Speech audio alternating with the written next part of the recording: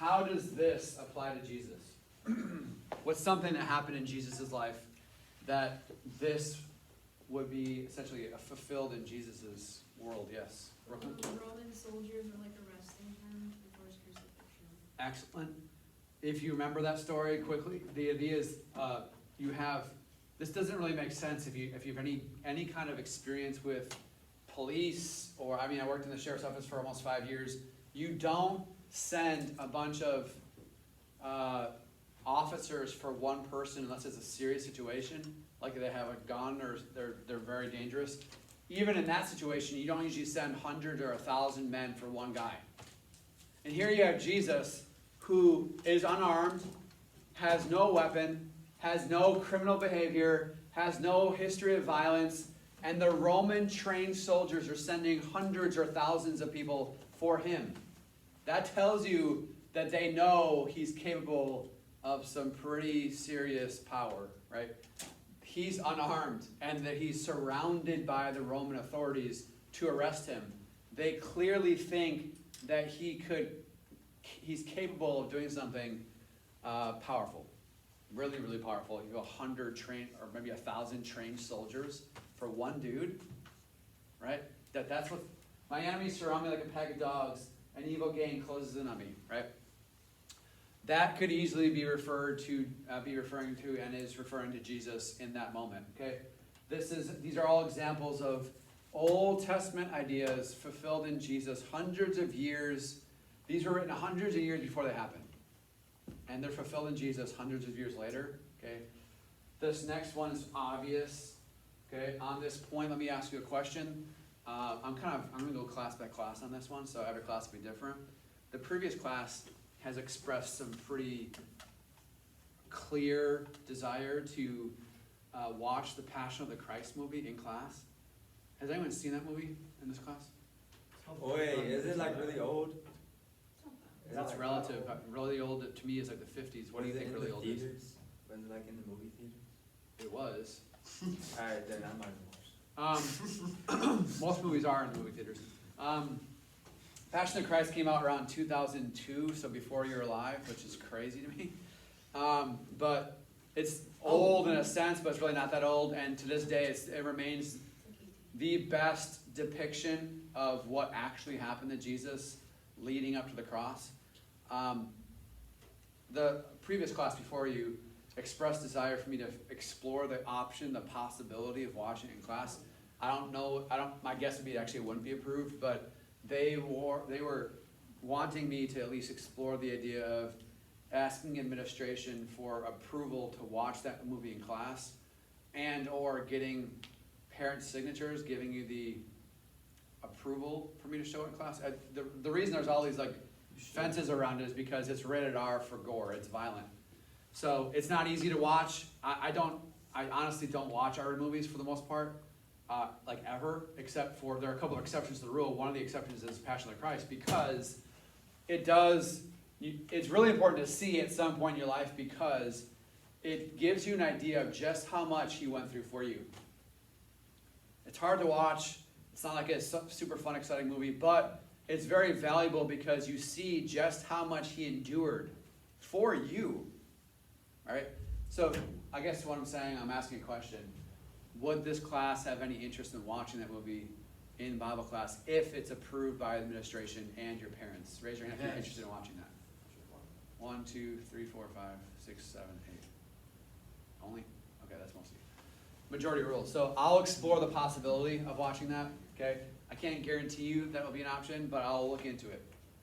Was this the movie where it wasn't translated into English? Correct. And that, if you watch the movie, they actually used, listen up, they actually used the original language that Jesus spoke. So when you watch it, you can't understand it, you have to read the subtitles. Okay, but it's authentic. The idea is it's authentic. So what they're saying is exactly the language that they used in Jesus' day. So they do a really good job of portraying what happened to Jesus. And the idea, though, is it's not easy to watch. It's very violent. It's very graphic. Which leads me to this point right here. In that movie, if we watch it, there's a scene where something happens. Does anyone know what happens where this could be a fulfillment in Jesus' life? Where is he, what is he experiencing where he can count his bones? His seat. Stop. Yeah, the flogging. And as someone who's seen that movie, that is the hardest for me personally. And obviously him being nailed to a cross. But I think it's actually very important for you guys to actually feel it, not just hear it, someone talking about it, but to see it and hear it and experience it to make it more real to you, right? Jesus went through a lot for you. A lot. For you. And the person next to you, but you, take it personally. Right? So, one of the things that he went through is this extreme whipping. And one of the things what's happening is they're just ripping his back to shreds. Using ancient tools. Simply, if you see the movie, you'll see this. The guys, these are trained soldiers, they're going to town on his back. And the fact of the matter is, usually it kills people, but Jesus is so strong, it doesn't kill him. And he gets back up after being flogged, and the Roman soldiers are gassed. Like they're so wiped out, they're spending all their energy just going to town on his back, right? Jesus stands back up, that's how strong he is, right? And they're just like out of breath, right? And I'm just saying to you, in that moment, they're not going to show it that in the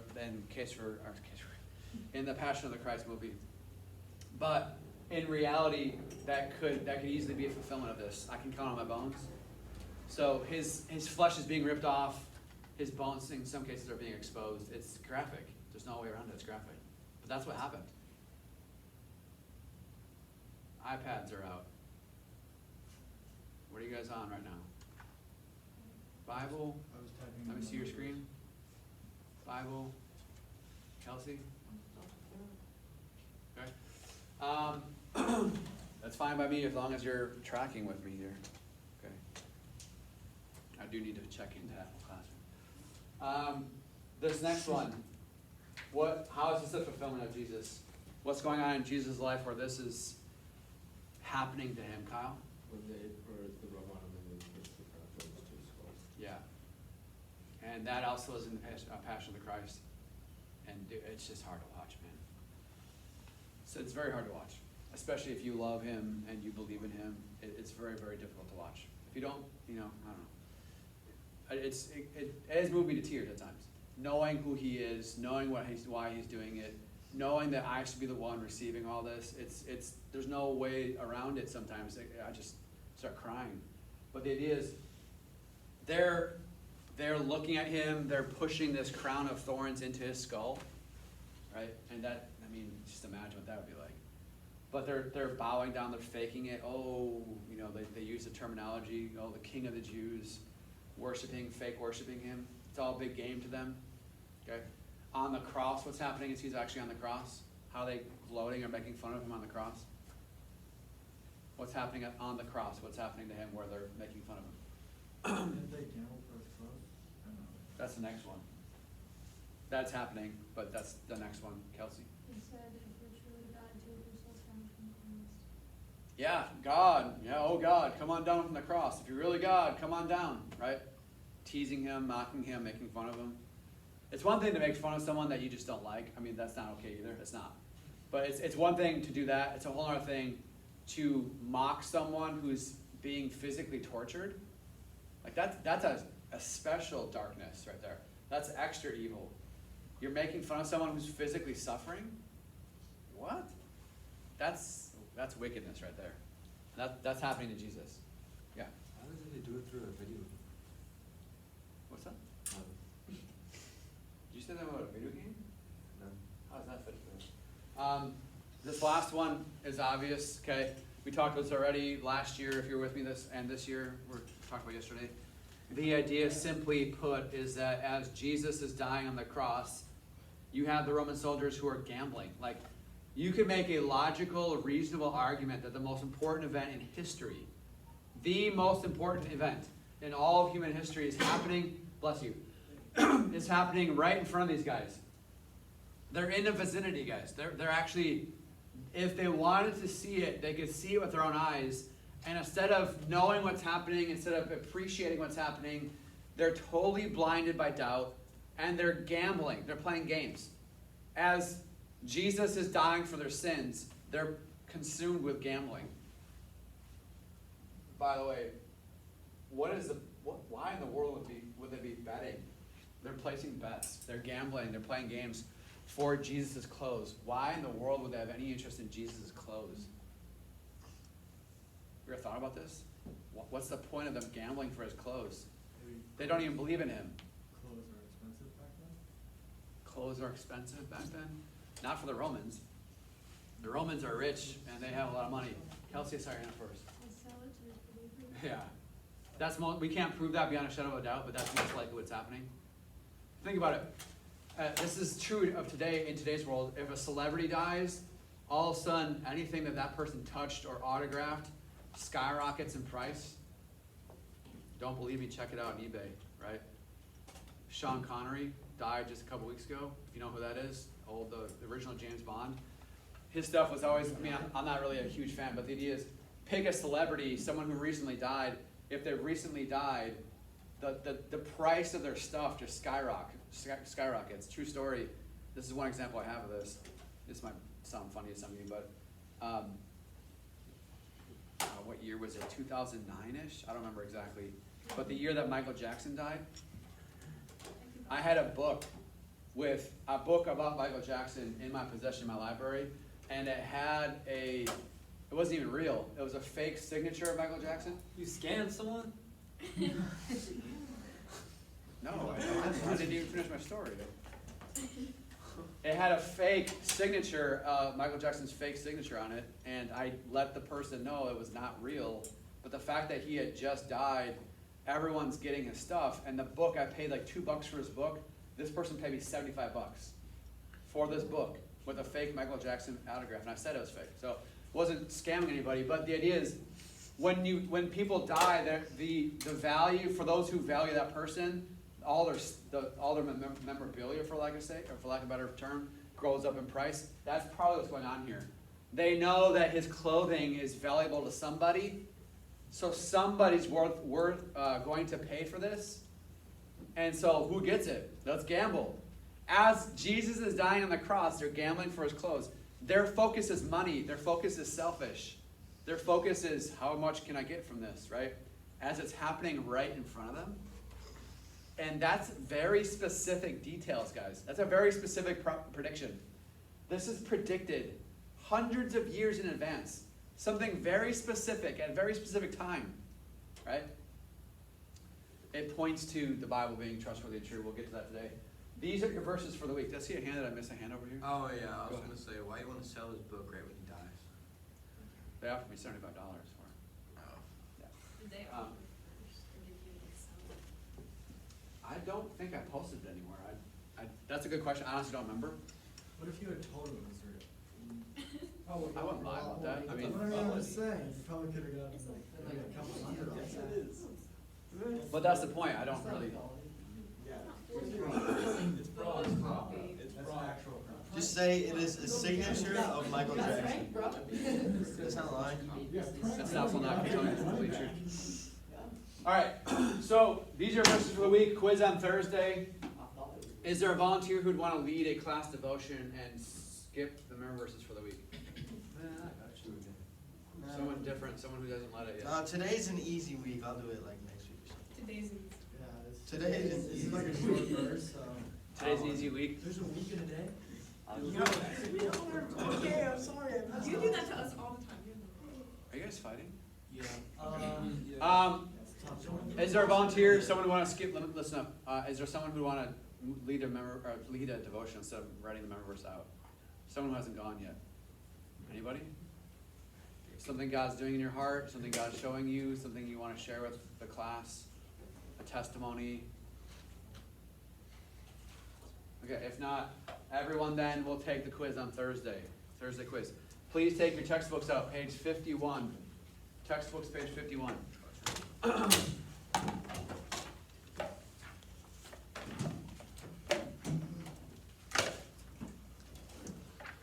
We're going to quickly review this, and then we're going to jump into new content.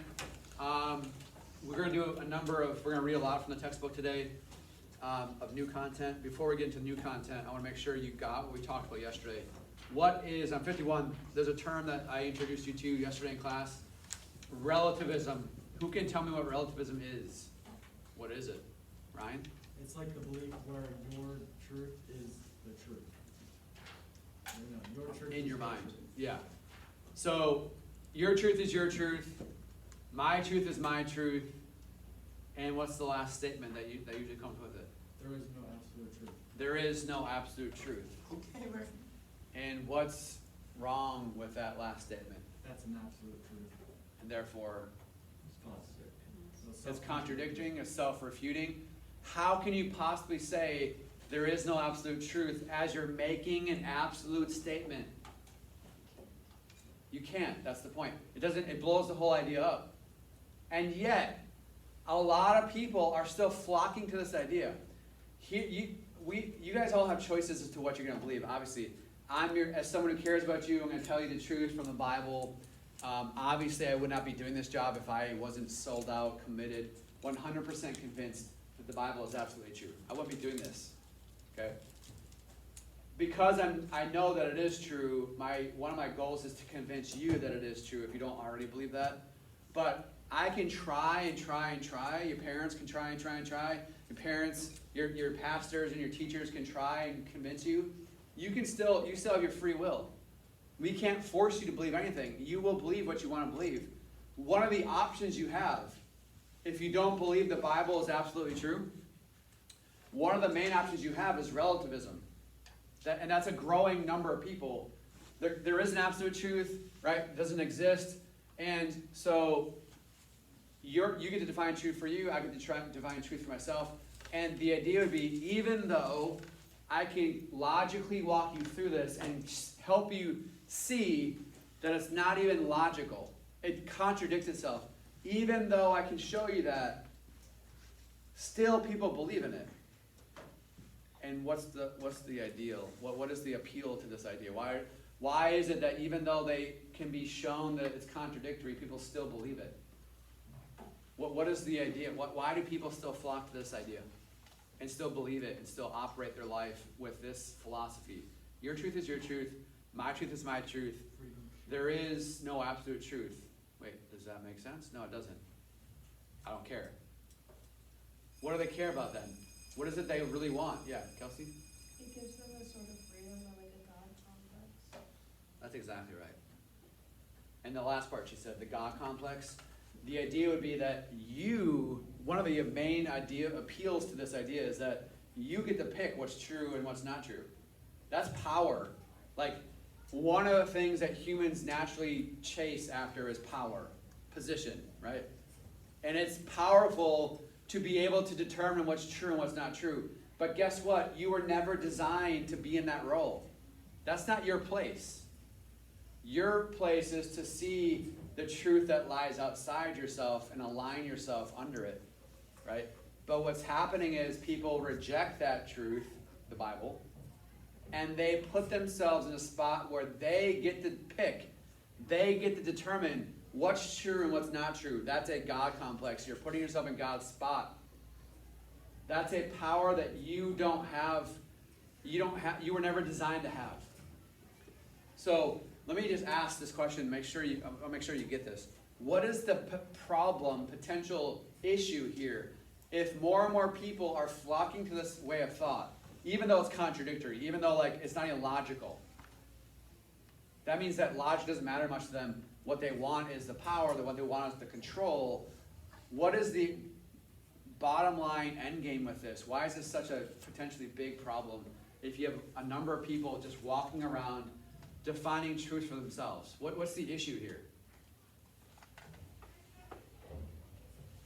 I want to make sure you get this because it's super important. Because you most likely you'll encounter this if you haven't already. By someone in your family, someone at your church, someone at your future college. You'll experience somebody with this exact way of thinking. You need to know how to engage with them. You know how to walk through this way of thinking. What's the problem with it? What's the besides the fact that it doesn't even make sense. Besides the fact that it's contradictory, what's the issue with people walking around defining truth for themselves? There is a big problem with it. They're making their own religion, so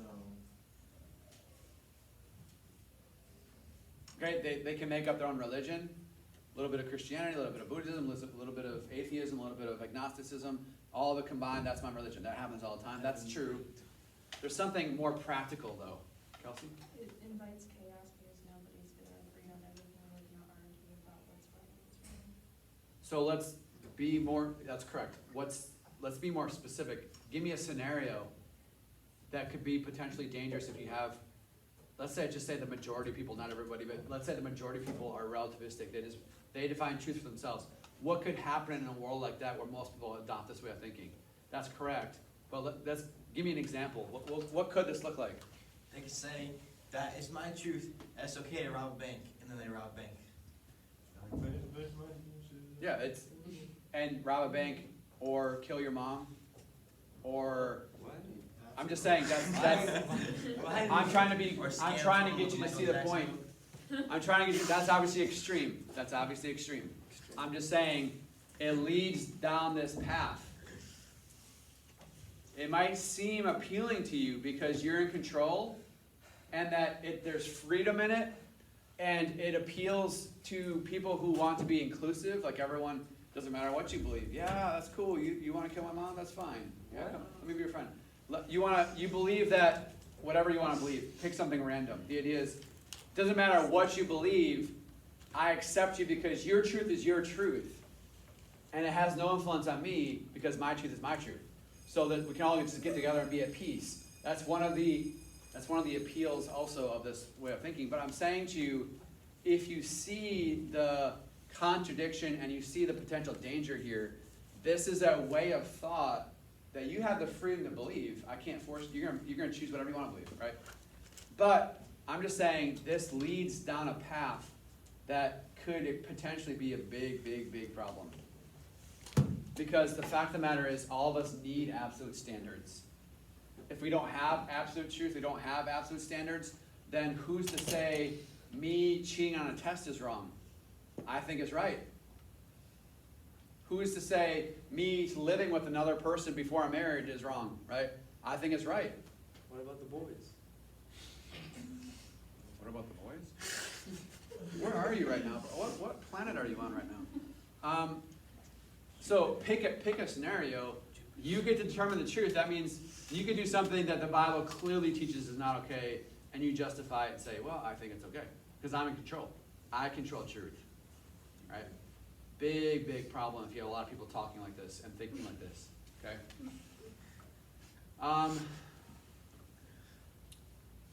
Max, turn it on. Noah's looking cute though. Are you okay, bro? What about the boys? All right, He wants to live with his boys. let's continue. I'm going to move on from that. That's a review, okay? Max, I need you to focus for. Got you. What page are we on? We're going to start talking about objections to the Bible's authority. This is page 67.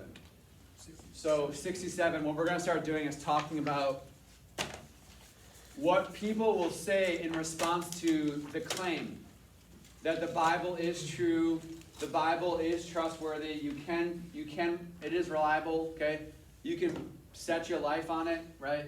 You should live according to it because it's trustworthy, it's reliable, it's true, okay?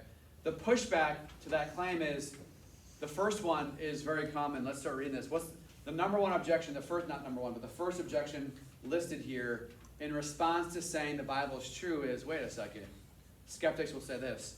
Can I get a volunteer to read objection number 1 and the first bullet point there? Gergely?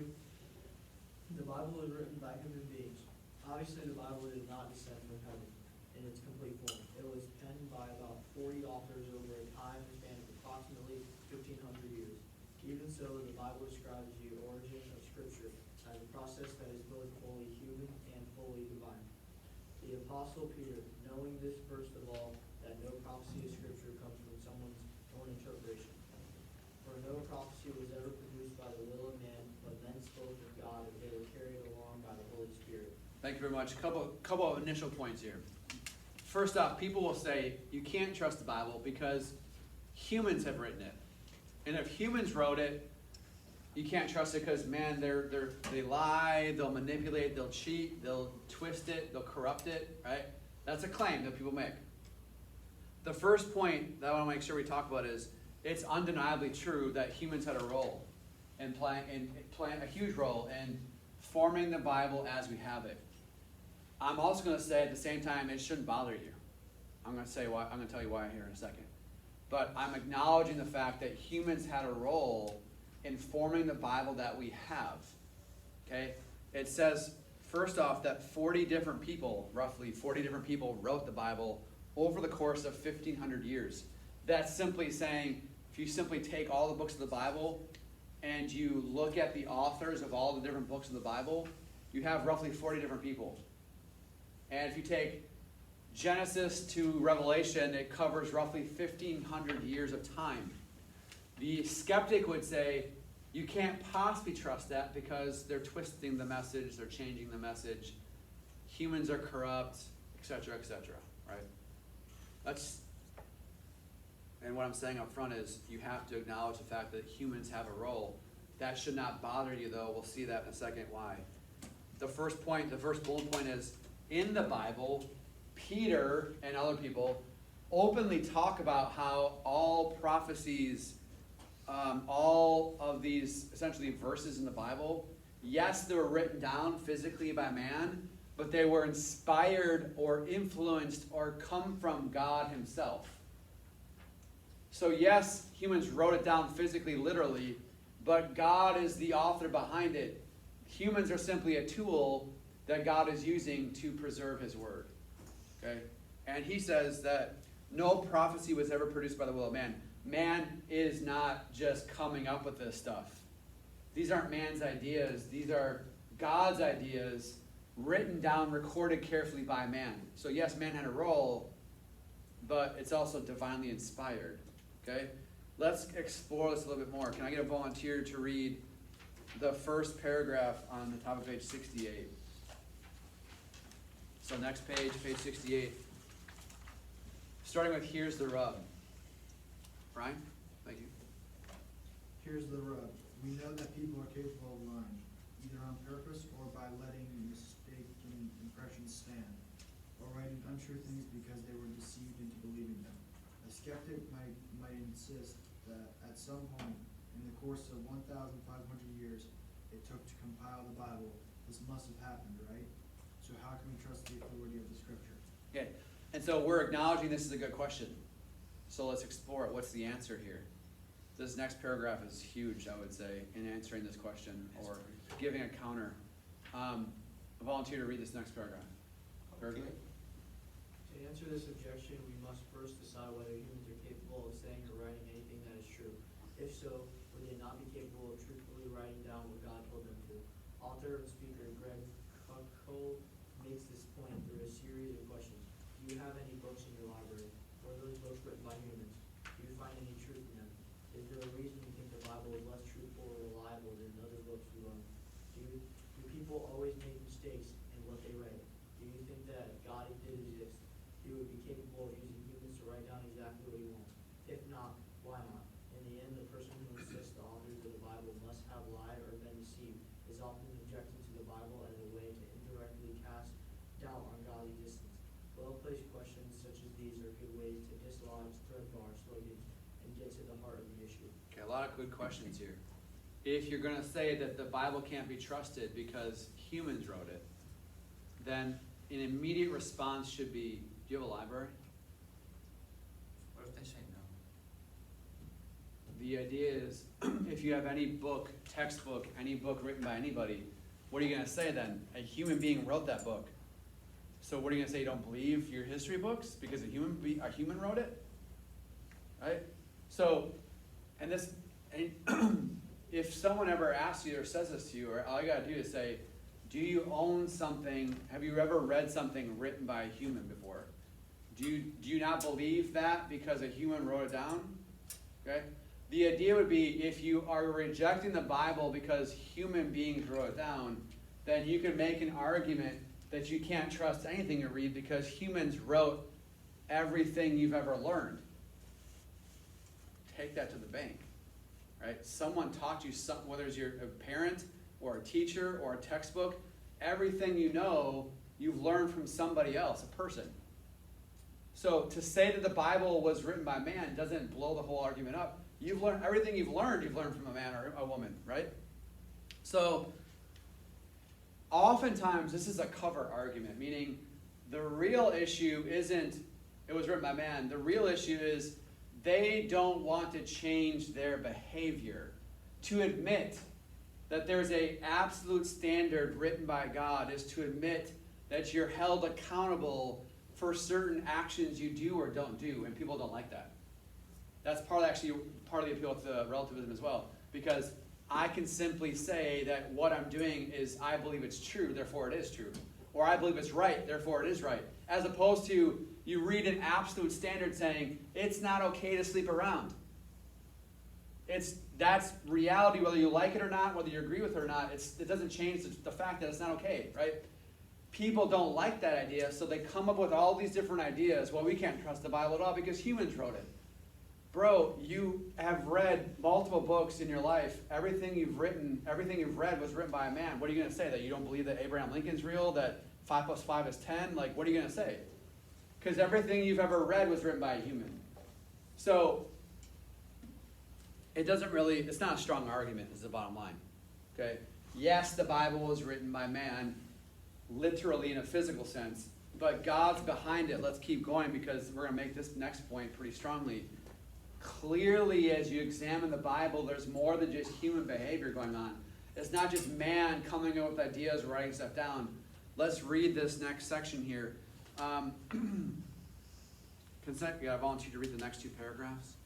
If you assume that God does not exist, and then here's something else to consider. Thomas? If you assume that God does not exist, then of course the authority of his word seems like nonsense. However, if it is reasonable to believe that God does exist, we will examine such evidence in subsequent chapters.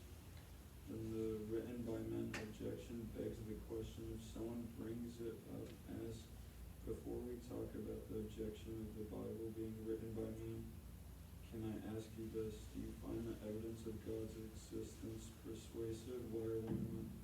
You want me to keep going? Yep, next paragraph. Here's something else to consider. The Bible contains many fulfilled prophecies. Some of these are so specific that it defies the imagination to think that they could have been written merely by human sources with no knowledge of the future. Evangelist D. James Kennedy tells a story about an encounter he had about fulfilled prophecy in the life of Jesus. Thank you, Thomas. This next example is pretty powerful. So as we read it, track with it, okay? Suffice to say this, that if those who think that the Bible's not trustworthy because it's written by humans, what they think is that man just simply made everything up. But this next point, it's not possible for man just to make this stuff up. What am I talking about? Let's read this next example here. This would be the bottom of page 68, the top 2 paragraphs of page 69. I'll volunteer to read. Let's just start with the first bottom paragraph, page 68. Volunteer to read that paragraph? Or I will call Kyle. Thank you. Some time ago, I had the opportunity to speak to a man who had no belief whatsoever in the scripture as in any sort of divine revelation from God. He was a writer who was articulate and well-educated. While he was well-read, he was completely ignorant of any evidence of the truthfulness of the Christian faith in the scriptures which reveal it. He said the Bible was simply a book written by men, just like any other book. I said, that's very interesting. I would like to read some statements to you about someone and have you tell me, assuredly, without question, about who I'm reading. Okay, let me set the stage if you didn't follow that. You have D. James Kennedy, he's no longer alive, but in his generation, when I was in college, he was very well known. One of the leading evangelists. That means he's very aggressive in sharing the gospel among the people in America and around the world. Very, very outspoken in his faith, in his confidence, in his trust in the Bible and Jesus. Okay, you have him, and he's talking to someone who's not a believer. Someone who doesn't pretend to be a believer, someone who's a skeptic, who believes that the Bible is simply a book written by man. That it's a simple, man wrote it down, it's man created, it's man's idea. Now watch this next paragraph, and I'm going to have you explain to me what the significance of this is. So you have a believer, a passionate believer, and you have a guy who doesn't believe it at all. Volunteer to read these next two paragraphs on page 69. Steph, thank you. Is it only the thing where I do agree to note a note of caution? Not that paragraph, just the top two. From that point, and then I said to him. Alright, Thank you. from that point, Kennedy listed 24 scriptural texts, including Isaiah 56, Zechariah 11:12 through 13, Psalms 22:16, Psalms 69:21, Isaiah 53:9, Exodus 12:46, Psalms 34:20, and Psalms 22:18. He then continues the story. I said to him, "About whom did I read?" He replied, "Well, you obviously read of the life and ministry and suffering and death and resurrection of Jesus of Nazareth." I said, "Is there any question in your mind about that?" He answered, "No, begging not to refer to no one else." I replied, "Well then, I would want you to understand that all of the scripture I just read to you are taken from the Old Testament, which was completed some 400 years before Jesus was born. No critics, no atheist, no agnostic has ever once claimed that any one of those writings were after his birth. In fact, they were translated from Hebrew into Greek in Alexandria some 150 years before he was born. If there is merely a book written by man, would you please explain to me how these words were written?" Okay. This is a pretty powerful point. Someone explain it to me. What is the point he's making? Gabriel? He was basically describing how 24 texts in the Old Testament, hundreds of years before Jesus was born, predicted Jesus' birth. He was explaining how if this was the book written by any man, that wouldn't have ever happened. If it did happen, it would be after Jesus' birth. So the idea is that, and by the way, what's happening here is that the Christian is reading all these different verses that Stout just read from the Old Testament. This is just the tip of the iceberg. So this list at the very top of page 69, Isaiah 56, Zechariah, Psalm, by the way, two are in this one right here. Psalm 22:16, Psalm 22:18. You remember verses for the week? Okay, these are two of many. There are many verses in the Old Testament that reflect or predict specific things happening in Jesus' life. What's happening, to Gabriel's point, is that you can't possibly say that this is a book just written by man, because you have hundreds of predictions, hundreds of years before they happen, about an individual that you, the skeptic, you just acknowledged that it's about Jesus. How do you know it's about Jesus? Well, obviously all these things were fulfilled in Jesus. What if I told you that all these things were written before Jesus was alive? That's the mic drop moment. The idea is, God obviously had a role to play in all this. It's not just man writing down their idea. It can't possibly be just man writing down their ideas, because man can't predict the future. If it just happened once, maybe you can make the argument they got lucky. Maybe 5 times, it's extremely lucky. We're talking about hundreds of times. So you have an individual being talked about in detail like this. This right here. It's a detailed fact about Jesus' life that's fulfilled in Jesus hundreds of years afterwards. The idea is, if you take all these prophecies together, how could man possibly come up with all this stuff? Yes? I got a question. Did he say all these off the top of his head, all 24 verses? Good question. I don't know. It wouldn't surprise me. I know a little bit about him. Very godly man, very smart. It's possible. It says that he did read them So that he read them? at the bottom of 68. Okay. Yeah. Okay, so yeah, he read them. Okay. But yeah, the point remains that you have to admit something's going on here, right? To have all these Old Testament, very specific details fulfilled in one individual, clearly fulfilled in Jesus, so clear that a skeptic can identify it. So how do you explain it then? The explanation is God had a role. Obviously, God is telling people, human beings, what to write in the Old Testament, and as it's happening in real time in the New Testament, everyone's mind is going back to, wait a second, what's that? That was written in the Old Testament. That was written hundreds of years ago, right? It's the fact that God knows the future. Like, God knows the future like we know the present. Like, you can look around and you can describe what's around you. We're in the present moment. That's how God describes the future. That's crazy power. That's crazy intellect, right? One second. Mr. Eastman's room. Right now? Okay, no problem. Thank you. You're expelled. I'm joking. You gotta go to the front office after the bell. Front office. So let's begin the next objection just really quick. We don't have much time, but Max. The next objection. So I think we've established the fact that humans have written it isn't a big deal. It really isn't. Okay. Obviously, there's a divine element to it. Yes, humans had a role to play, but it's not a big problem at all. The next one says, what? What is objection number 2?